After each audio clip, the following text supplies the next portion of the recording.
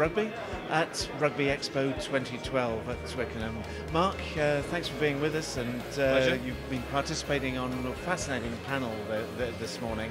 Now, people have been talking for the last couple of days that this is a great time of opportunity for rugby. How do you see that opportunity, and how does that translate to your world of top-level professional clubs? Well, I think the opportunity is that, I mean, people are very well aware of the fact that the Rugby World Cup is coming to England in 2015, and then the following year the next Olympics in Rio is the first time that Rugby Sevens then gets incorporated into the Olympic movement. So I think those two things are really quite seminal points in time for us that we need to focus on.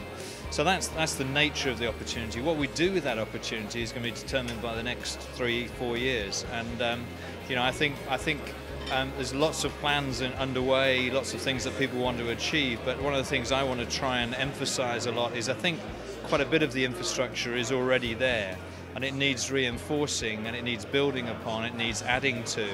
But let's not, to use an old phrase, let's be careful at least about pulling up the plant, looking at the roots to see whether it's growing, because I think there's a lot of good that is done in the community game right across the country now. I think a lot of the time people just need a bit more resource, a bit more help, great volunteers coming in, a few more coaches and so forth, but let's build on that, and we can make it a huge success. And if we do that, then the game will grow with it. The youngsters will come in the game, and most importantly of all, hopefully the youngsters will stay with the game through into their adult life as well.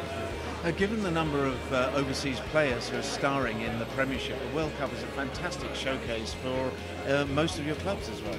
Yeah, it is. It is. I mean, the number of overseas players, just to put it in perspective, is now a lot less than people think. So the English qualifying players in the Premiership now are numbering typically around 70-72% of all of the players. However, there is a fantastic contingent of overseas players, and I think people will really warm to those during the 2015 World Cup as well. But we want to see England win it, so they want to see them starring, but maybe playing a supporting role behind a great England team, hopefully. And that that's the other aspect of it, really, Kevin. I think one of the things that we have to do within the professional game is to inspire people. We all have our role models, we all have our heroes and heroines through the Olympics that have just been completed.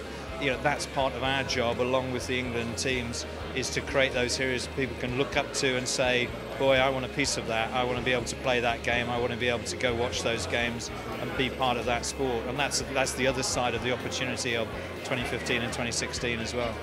Now, inevitably, that's been at the core of the discussion at Rugby Expo over the last couple of days. What's the experience here been like for you? Brilliant. I mean, I think it's just another sort of indicator of the degree to which the profile of the game is growing, both at the professional and at the amateur level. And I think Rugby Expo's found a really neat formula there of a chunk of time spent on those two elements of the game, both of which are very independent. The professional game is never going to thrive unless there are players coming through the amateur ranks, developing, learning their trade, and then moving, if they're good enough, onto the professional game. And similarly, as I mentioned, the professional game needs to act as a bit of a showcase for the amateur game in terms of attracting people into the sport, and not only to play, as I say, but to watch, to volunteer, to help, and that a lot of that inspiration will come from seeing the stars in action, and that's our part of the bargain, if you like. That's what we've got to deliver. And I think Rugby Expo's found a great way of combining those two and spending time really getting stuck into the issues of how do we make both parts of that brilliant game better.